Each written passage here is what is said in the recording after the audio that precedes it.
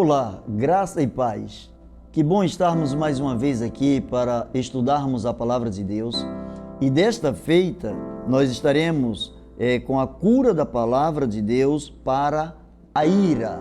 Olha que tema fantástico. Cura pela Palavra de Deus para a ira.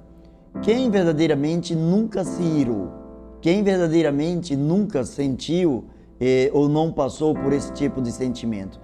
Tem um texto na Palavra de Deus que eu quero compartilhar com você e a partir daí passarmos alguns minutos aqui contemplando o que Deus tem para as nossas vidas nesta manhã, através desta lição.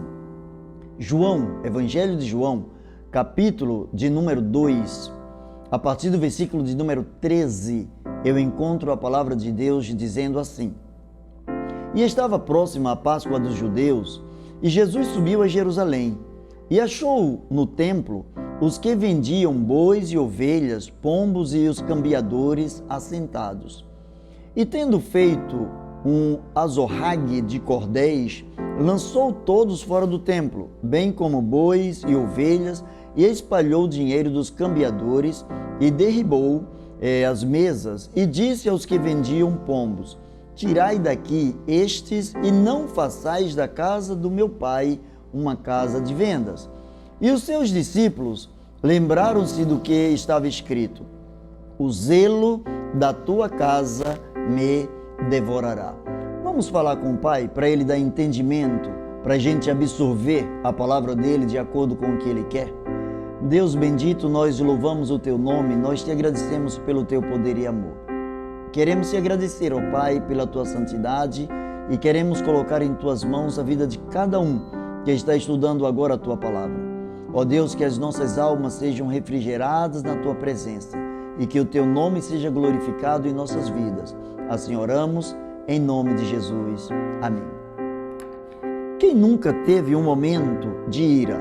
Possivelmente você já passou por um momento de ira e quem sabe você até começou a se sentir num mar de culpabilidade sem igual. Mas nós vamos ver que a palavra de Deus tem remédio para a ira.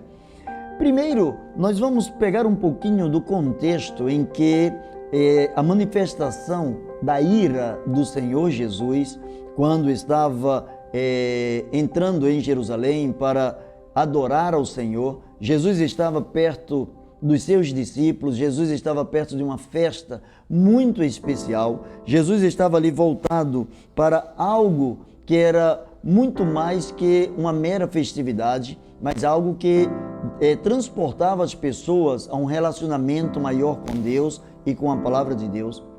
Eu encontro a palavra de Deus dizendo que quando Jesus chegou próximo à Páscoa, Jesus entrando em Jerusalém, junto aos judeus, ele encontrou no templo. O templo de Jerusalém, ele tinha um aspecto muito especial.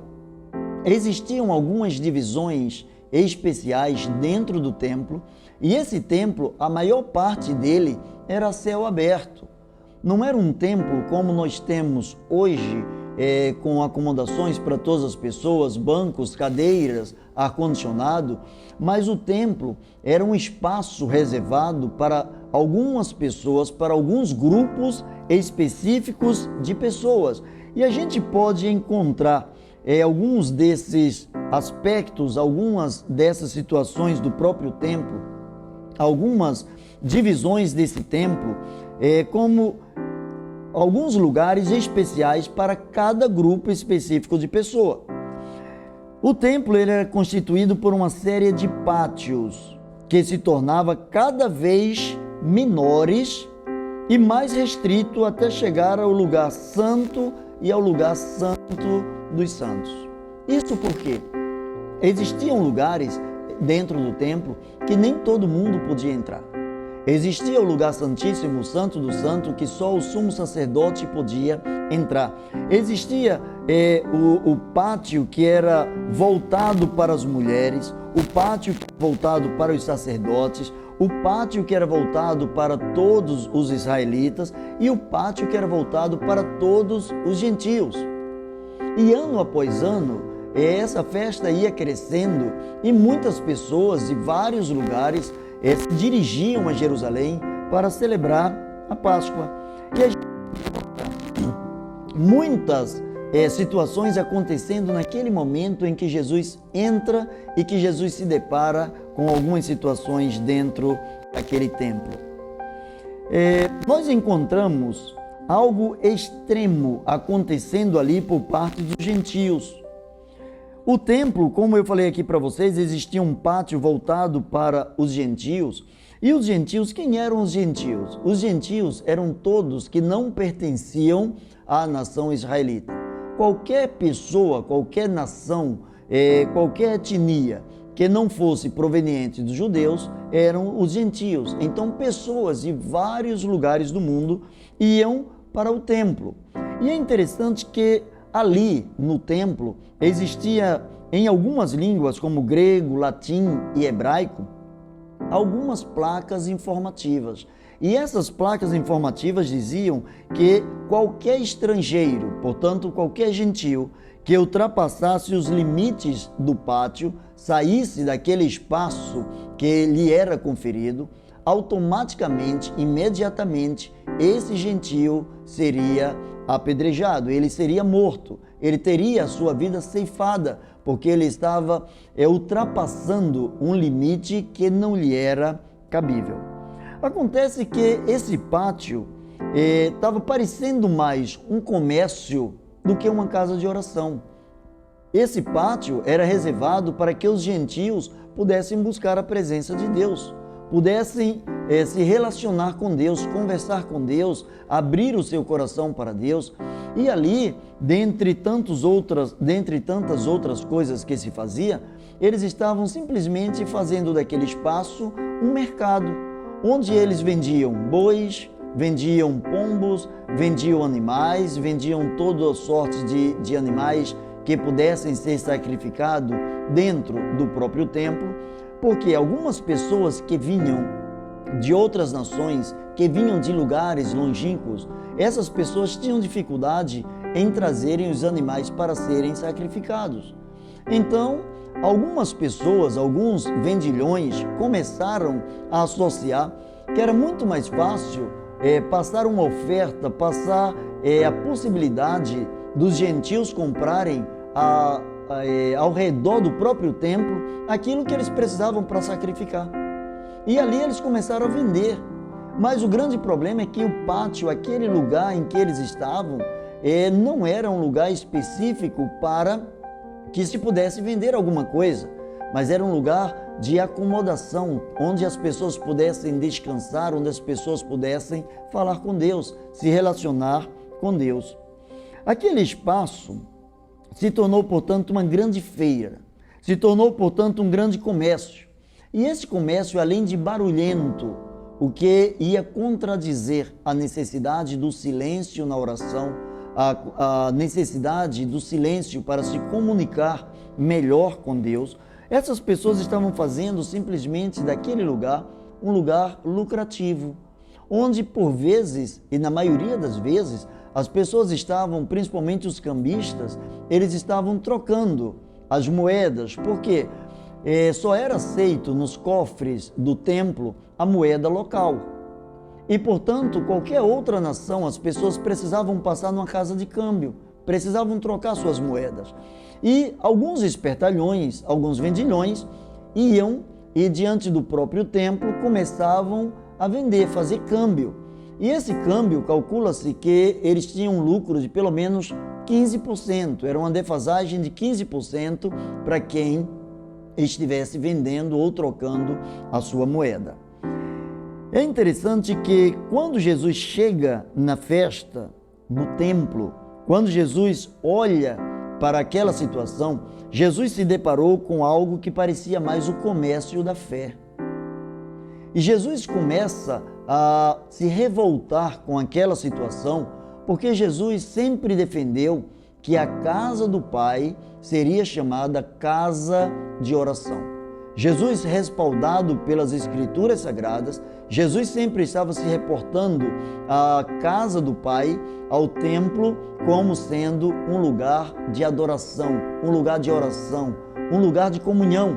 e não um lugar onde as pessoas estivessem ali meramente para lograr êxito, lucro em cima de algumas coisas, cambistas, vendedores e coisas semelhantes a estas.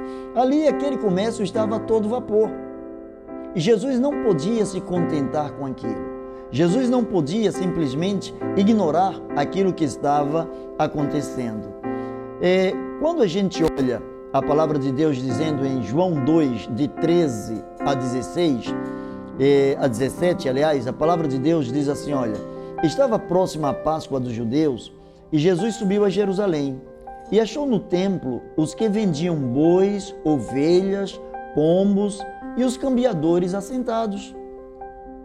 E tendo feito a zorrague de cordéis, ele fez uma corda de cordéis e ele começou a lançar fora. Ele fez um chicote e começou literalmente a bater nas pessoas. Expulsar os bois, expulsar as ovelhas, soltar os pombos, as pombas, virar a mesa dos cambistas, jogar as moedas no chão e dizer para essas pessoas, tirem tudo isso daqui e não façam da casa de meu pai um lugar de vendas, não faça da casa do meu pai um mercado, não faça da casa do meu pai algo lucrativo, monetariamente falando, porque ele lembra os seus discípulos, os seus discípulos começam a lembrar que estava escrito, o zelo da tua casa me devorará, porque Jesus começou a dizer para aqueles cambiadores, para aqueles vendedores, está escrito, a minha casa será chamada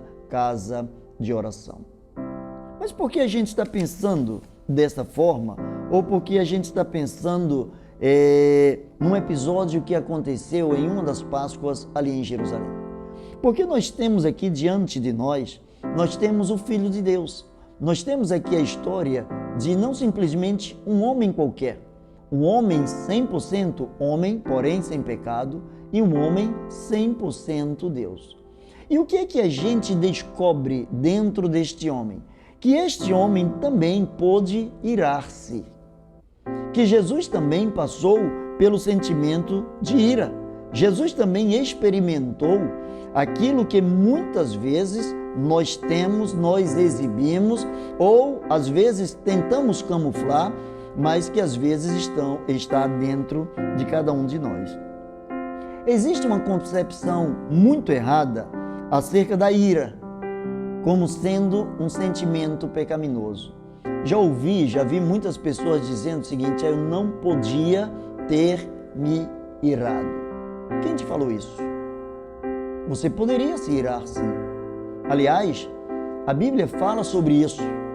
A Bíblia fala que você, eu, qualquer um, pode se irar. A ira faz parte do sentimento humano. O grande problema não é se eu sinto ira ou se eu não sinto ira, porque todos nos iramos. O grande problema é como nós lidamos depois que a ira ela aflora. O que nós fazemos depois que a ira se manifesta através das nossas ações. Nós vamos encontrar, biblicamente, nós vamos encontrar várias vezes a palavra de Deus dizendo, a palavra de Deus falando sobre o sentimento de ira, a ira de Deus, a ira de Deus, a ira de Deus. E Jesus, enquanto homem, mesmo sendo 100% Deus, a Bíblia mostra que ele também se irou. Olha que passagem bonita. Lá em Efésios 4, 26, a gente encontra o apóstolo Paulo afirmando o seguinte, irai-vos e não pequeis. Não se ponha o sol sobre a vossa ira. Irai-vos e não pequeis. Não se ponha o sol sobre a vossa ira. Calma aí. Então eu posso me irar? Pode. Eu posso guardar a ira no meu coração? Não. Você pode se irar.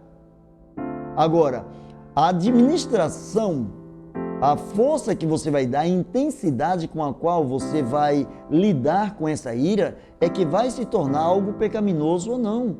Porque a ira, assim como o susto, você vai entrando numa determinada esquina escura e de repente alguém pula na sua frente com a arma, natural, você vai ter um reflexo e esse reflexo vai ser chamado de susto. O susto é igual à ira. A ira é igual ao susto. Faz parte dos sentimentos, da exibição dos sentimentos. Alguém de repente te machuca, alguém te fere, alguém fala palavras que magoam o seu coração. Naturalmente, você vai se sentir, você vai se ressentir com aquelas palavras que você recebeu. E a ira é a manifestação do como você recebeu aquela palavra ou aquela forma de ação de determinada pessoa contra você. Mas o que diz a palavra de Deus? Irai-vos e não pequeis. Portanto, é-me lícito irar. No entanto, eu não posso confundir a raiva com outros sentimentos como ódio, amargura, senso de vingança, pois o próprio apóstolo Paulo, ele completa Efésios 4:26, dizendo: não se ponha o sol sobre a vossa ira. Eu posso me irar, eu posso não gostar de determinada coisa em determinado momento, mas eu não devo alimentar dentro de mim o ódio, a sede de vingança, a vontade de que o outro seja repreendido à mesma moeda, na mesma altura, com a mesma intensidade. Eu não posso me tornar juiz de mim mesmo. Se eu posso até me irar, mas eu não devo guardar a mágoa, o ódio, a ira dentro do meu coração, porque o ódio, a ira, esses sentimentos hostis, esses sentimentos que a Bíblia denomina como sendo obras da carne, eles afetam muito mais quem o sente do que a quem ele é dirigido. Porque se você sente ódio dentro de você, se você sente ira, todos os iracundos são pessoas, todas as iracundas são pessoas que querem vingança. São pessoas que por vezes olham diante de Deus e às vezes até questionam Deus. Deus, por que é que não acontece nada de mal com aqueles que me desejam mal? Eu desejo bem para todo mundo e as coisas más acontecem comigo. E as pessoas que me desejam mal, parece que elas prosperam, parece que tu estás cego ou surdo ou inerte em relação a essas pessoas. A ira tira de nós o equilíbrio, a ira tira de nós a lucidez, a ira tira das nossas vidas a percepção de que Deus tem todo o controle. Ali no pátio dos gentios, Jesus demonstra Jesus faz uma grande demonstração de coragem. Jesus demonstra uma grande coragem, porque ele agiu de uma forma física.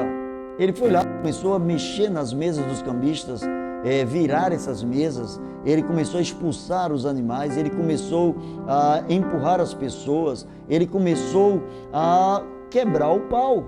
Literalmente, Jesus começou a sentar madeira em cima daquilo que estava errado. Jesus confrontou aquelas pessoas num ato de coragem. Sabe por quê?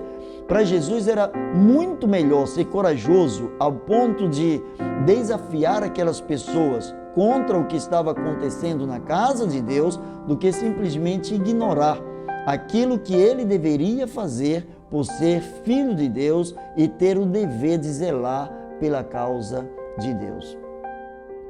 Muitas vezes, nós não conseguimos assumir que temos dentro de nós algum tipo de ira, ou que a ira explodiu dentro de cada um de nós.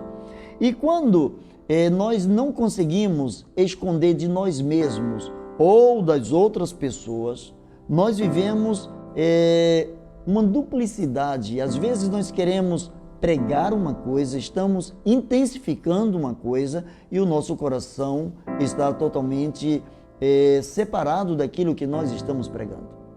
A palavra do Senhor diz: sobre tudo que se deve guardar, guarda o teu coração, porque dele procedem as saídas da vida. É dentro do coração que nasce a ira. E quando a gente fala coração, claro que o coração é simbólico. Assim como a gente fala que no coração nasce a ira, a gente diz que no coração também nasce o amor. Claro que tudo isso está na mente. A mente, quando se refere a sentimentos, a gente atribui um órgão que representa sentimentos, que é exatamente o coração. Sobre tudo que se deve guardar, guarda o teu coração, porque dele procedem as saídas da vida.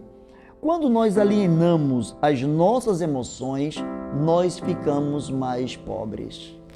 Existem pessoas que, ao invés de exibirem que estão iradas, elas engolem a ira. Elas são pessoas que disfarçam muito bem, estão morrendo por dentro, mas sequer falam que estão chateadas. Elas não são honestas para com as outras pessoas, porque na realidade elas têm necessidade de serem benquistas, elas querem ser aceitas pelas outras pessoas.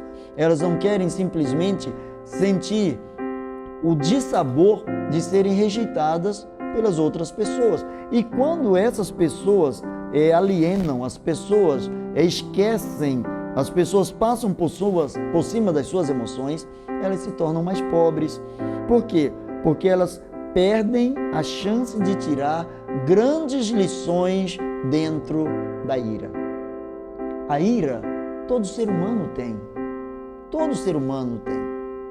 Quando você é enganado por alguém, você sente ira. Quando alguém faz algum tipo de falcatrua contra você, você sente ira. Quando você simplesmente se sente no prejuízo, você sente ira. Mas a grande descoberta, o grande fato de descobrir que você pode se irar, isso não deve dar asas à sua imaginação para permanecer na ira como sendo o centro de controle da sua vida, como sendo o lugar da habitação do Altíssimo na sua vida. A ira não pode ser o trono de Deus dentro do seu coração. Dentro de uma casa, nós produzimos muito lixo. E não é porque você limpou a casa hoje, deixou a casa impecável, que amanhã você não vai produzir outra quantidade de lixo. A ira é lixo da nossa mente, é lixo da nossa alma, é lixo do nosso comportamento. A ira ela é proveniente dos embates que nós temos. A ira é uma demonstração de uma frustração quando nos deparamos com determinados parâmetros que nós mesmos colocamos diante da sociedade e não os alcançamos. Quando nos decepcionamos, quando somos feridos, quando não somos correspondidos, então a ira nasce. Mas aí, nesse momento, nasce também uma grande oportunidade. A ira, quando ela é muito bem administrada na vida, ela é uma grande oportunidade de crescimento. Que à medida em que eu sinto que eu me irei e eu trabalho essa ira, e qual é o antídoto da ira? É o perdão. À medida em que eu percebo que o meu coração está irado, eu preciso trabalhar o fruto do Espírito dentro de mim, que me faz ter sobre mim, sobre a minha vida, o chamado domínio próprio e faz com que eu libere perdão para a outra pessoa ou para aquele que me ofendeu. Quando examinamos o conteúdo da nossa raiva, aí nós podemos analisar se a causa pela qual nós estamos irados, se ela é compatível. Tem pessoas que se iram com tudo. Se iram porque mudaram o nome da rua, se iram porque alguém pisou na sua calçada, se ira porque o cachorro fez cocô na calçada, se ira por qualquer coisa. Nos dias atuais, as pessoas vivem um momento tão frenético, as emoções estão tão afloradas que as pessoas se iram por qualquer coisa. A ira é um pressuposto que você tem o direito de ter, de sentir, mas não significa que você tenha a obrigação de guardá-la dentro de você.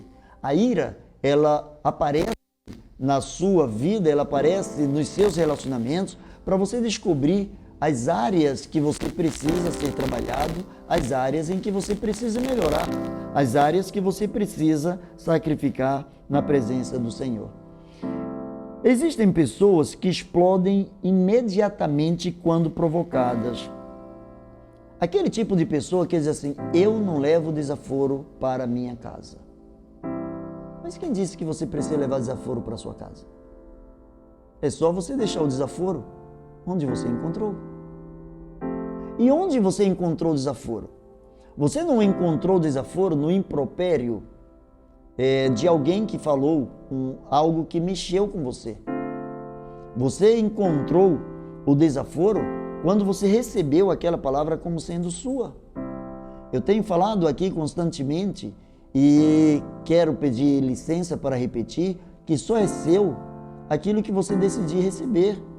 Quando você diz eu não levo o desaforo para casa, é porque alguém te entregou um desaforo e você teve esse desaforo como seu. Mas se ao receber o desaforo de alguém, você colocar esse desaforo aos pés da cruz de Cristo, você colocar esse desaforo na presença do Senhor, você vai perceber que antes de toda e qualquer coisa, essas coisas vão trabalhar juntamente para o teu bem, dado que você ama a Deus. Essas pessoas que se levantam e explodem constantemente por coisas muito poucas ou coisas pequenas, na realidade elas são uma versão adulta de uma criança pirracenta. Você já viu uma criança pirracenta? A criança que só quer dizer o que ela quer. E como é chato quando alguém está diante de uma criança que não tem limites. Uma criança que quer dominar o mundo. Quando você diz assim, eu não levo desaforo para minha casa, você está sendo pirracento, sim. Você não precisa levar desaforo para a sua casa, você precisa levar o melhor para a sua casa. O grande problema é, você trouxe o melhor da sua casa quando se encontrou com o desaforo? Quando o melhor da sua casa não veio com você, quando você não é o melhor da sua casa, você vai levar para a sua casa aquilo que você tem, aquilo que você é. Você pode prometer o que quer, mas você só pode dar o que tem. A ira, ela pode chegar diante de você. Mas quem disse que você tem a obrigação de casar-se com a ira? Mas deixa eu caminhar aqui para o final desse nosso estudo. Existe um ditado muito antigo que os nossos avós, pais, bisavós, eles falavam o seguinte, conte até 10. Você já ouviu isso? Conte até 10. E às vezes essa contagem precisa ser 1, 2, 3, até chegar no 10. Porque tem gente que diz conte de 1 até 10, 10. É de imediato, é de pronto. Não, conte de 1 até 10. Esse ditado popular, contar de 1 até 10, significa controle-se a si mesmo. Coloque rédeas na sua emoção. Você pode ter a emoção que você quiser, mas essa emoção precisa estar sob o seu controle. Você pode simplesmente se irar, mas tenha a ira sob controle. Seja honesto com você, seja honesto com o outro. Fale daquilo que te machuca, mas fale com elegância. Porque o iracundo, aquele que quer vingança, ele se utiliza da vontade de expressar a verdade, expressa a verdade com uma certa malícia. Ele vem com uma situação veemente, ele vem para agredir. Ele vai falar a verdade, mas de uma forma que não é agradável. A Bíblia diz, antes seguindo a verdade em amor. A verdade precisa ser dita, mas em amor. Aquele tipo de diálogo, de palavra que sempre ouvimos, eu sou assim mesmo, eu falo assim, eu sou curto, reto e curto, eu sou direto. Isso não é prudência, isso não é sabedoria. O princípio da sabedoria é o temor ao Senhor. Ou seja, quando eu falo alguma coisa para alguém, eu preciso estar falando essa coisa para alguém como se estivesse na presença do Senhor. E sabedor que o Senhor está presente diante do que eu estou apresentando à pessoa, o mínimo que eu preciso, pelo menos em reverência à presença do Senhor, é ser educado com esta pessoa. Engolir a raiva é uma atitude que tem causado dores de cabeça, gastrites, úlceras, AVC, infarto, câncer. Eu não estou propondo a você engolir a sua raiva. Alguns pais, na antiguidade, os filhos choravam e o que é que eles diziam? Engula o choro. Sei que tais pais faziam na melhor intenção, ou seja, os vizinhos, as outras pessoas não precisam saber que você está chorando. Mas vê qual era a expressão: engula o seu choro. Pegue aquilo que está te doendo e traga para dentro de você. Engula. O que está te doendo deve ficar dentro de você. Não, o que está doendo dentro de você precisa sair. Mas precisa sair com raciocínio, com lucidez.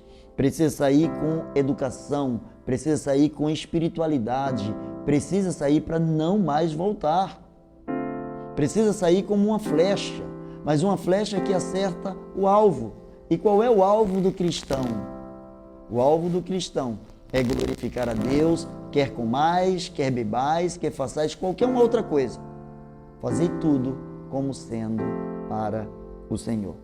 Que cada um de nós, seguindo o exemplo do próprio Senhor Jesus, possa compreender que temos, sim, até biblicamente, o direito de termos e passarmos pela ira, mas não temos o dever nem o direito de guardá-la em nossos corações.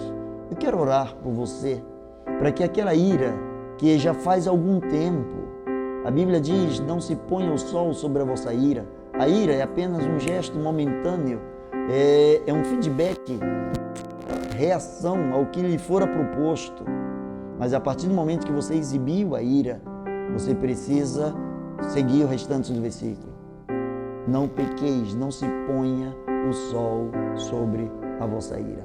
Não faça do seu coração um armazém de ressentimentos, porque quando você abrir esse armazém e for buscar alguma coisa lá dentro, você só vai encontrar a ira. Eu quero orar por você. Pai bendito, em nome de Jesus, derrama sobre cada um que está estudando a Tua palavra a Tua orientação. Enche-nos, ó Deus, de graça, enche-nos de alegria, enche-nos com a Tua presença. Ó Pai, que a ira não transborde em nossos corações, mas que a ira, Senhor, ela possa sair, que ela possa, ó Deus, até mesmo ser manifesta, para que seja perdoada, para que seja, ó Deus, cancelada na presença do Teu Santo Espírito. Trabalha, ó Deus, em nossos corações, trabalha as nossas emoções, pois assim oramos em nome de Jesus. Amém. Não se ponha o sol sobre a vossa ira. Deus abençoe você. Graça e paz.